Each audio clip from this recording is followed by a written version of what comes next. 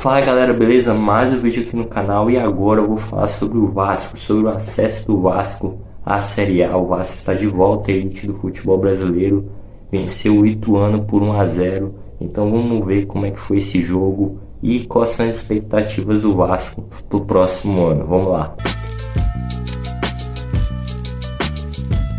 O Vasco tinha 59 pontos e o Ituano tinha 57 pontos, ou seja, uma vitória do Ituano tiraria o Vasco da quarta colocação. E a gente sabe que os times do G4, né, os primeiros colocados, primeiro, segundo, terceiro e quarto, vão para a Série A. Então o Vasco não podia perder essa posição, não podia perder esse jogo. Esse jogo é uma final, um dos jogos mais importantes da história do Vasco, porque o Vasco aí vem em processo de reestruturação, ele foi comprado, mas para o investimento entrar, é preciso ser condizente com a possibilidade do Vasco ganhar dinheiro também. Ou seja, o Vasco tinha que estar na Série A para ele ganhar mais dinheiro e os investidores investirem mais na equipe e a equipe melhorar. O Vasco já tinha tido a oportunidade de conseguir o acesso quando enfrentou o Sampaio Corrêa em casa e só precisava de um empate. Na verdade, o Vasco, na 36ª rodada, quando venceu a sua partida,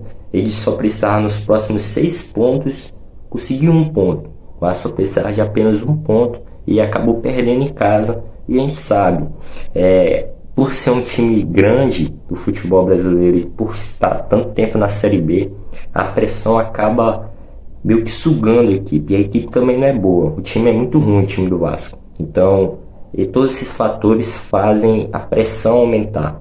Então, numa situação que seria tranquila, né, conseguir um ponto em 6 acaba se tornando uma situação dramática, como começou o jogo, né? O jogo tinha uma carga de tensão muito grande, a gente via na postura dos dois times, mas o Vasco acabou meio que descarregando essa pressão com um gol e a expulsão do zagueiro Lucas Dias depois de uma dividida do goleiro com o Raniel. O Gabriel Peck chutou a bola sem goleiro, sem nada, e o Lucas Dias estava lá e botou o braço na bola. O Nenê teve a chance de fazer o gol e fez o pênalti. O Nenê cobrou o pênalti com muita perfeição e conseguiu botar o Vasco em vantagem.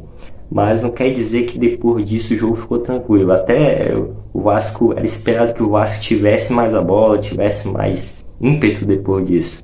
Mas não foi o que aconteceu. O Ituano joga muito bem em casa, jogou o campeonato da Série B muito bem em casa, né, um ótimo mandante, e começou a ameaçar o Vasco dentro da partida, mesmo com um a menos. E o que aconteceu?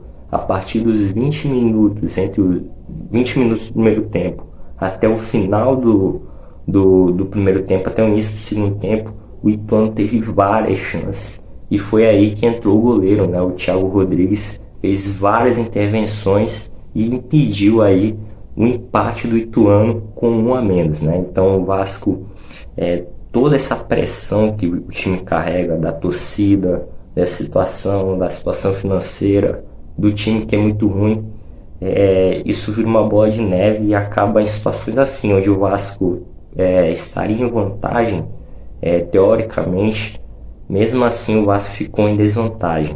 A gente teve duas situações muito estranhas assim dos jogadores do Vasco. Primeiro foi um cartão amarelo, uma entrada muito violenta do Andrei no primeiro tempo ainda.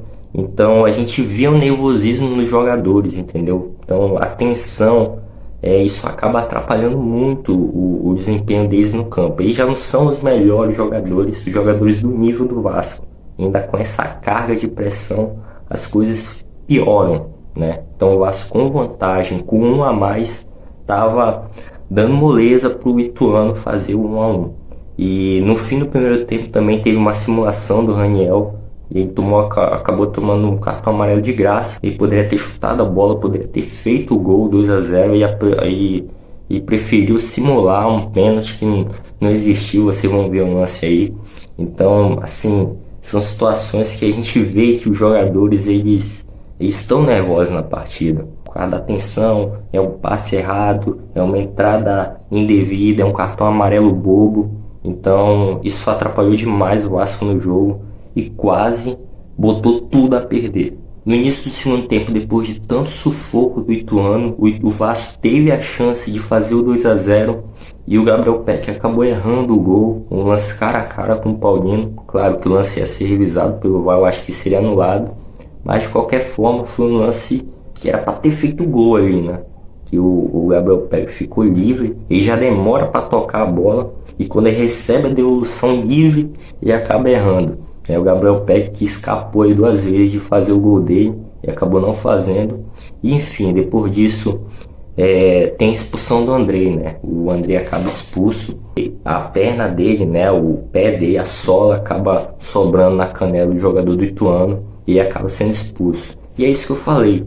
O Vasco ele tinha tudo para ter um jogo não tranquilo, mas o jogo que dá para encaminhar as coisas. O Vasco teve um gol logo no início, teve uma expulsão, poderia ter feito o segundo, poderia ter, mas o time não consegue fazer isso.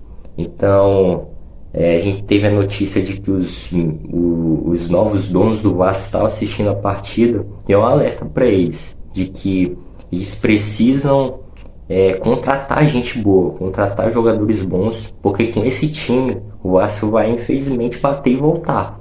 Então o Vasco não quer isso e eu acredito que eles também não, porque eles vão perder dinheiro se eles fizerem isso.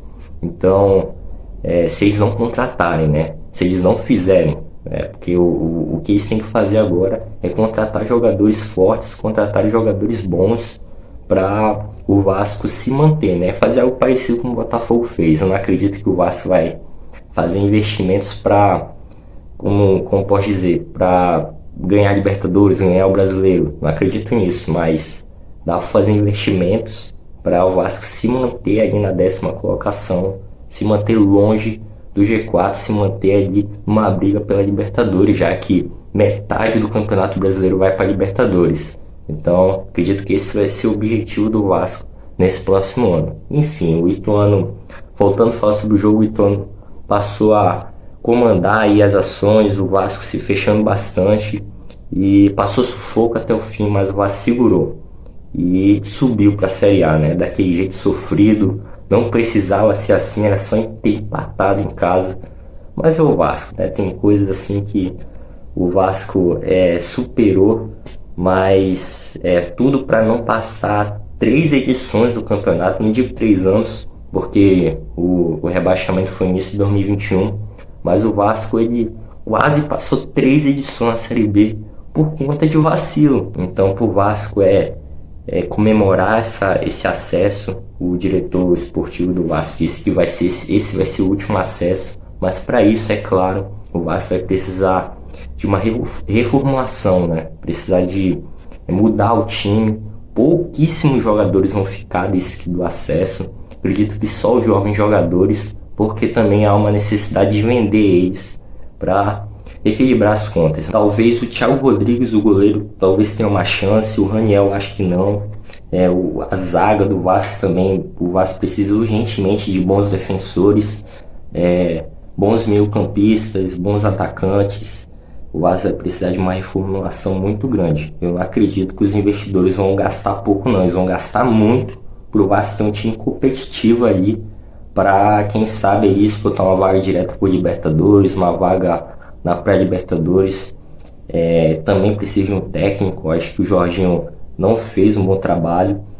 Desse ano, um que fez um trabalho mais ou menos na frente do Vasco foi de fato o Zé Ricardo. Enfim, o Vasco vai precisar de contratações, jogadores bons para voltar ao topo. O Vasco vai voltar à elite, mas o Vasco precisa de um trabalho de baixo, né, da base, de baixo para cima, para voltar realmente ao topo do futebol brasileiro. Então é isso, essa foi minha análise do jogo, isso foi tudo que eu tenho para falar. Se inscreve no canal, deixa o like, comenta, e é isso, compartilha, dá esse apoio e tamo junto. Valeu, galera, tchau.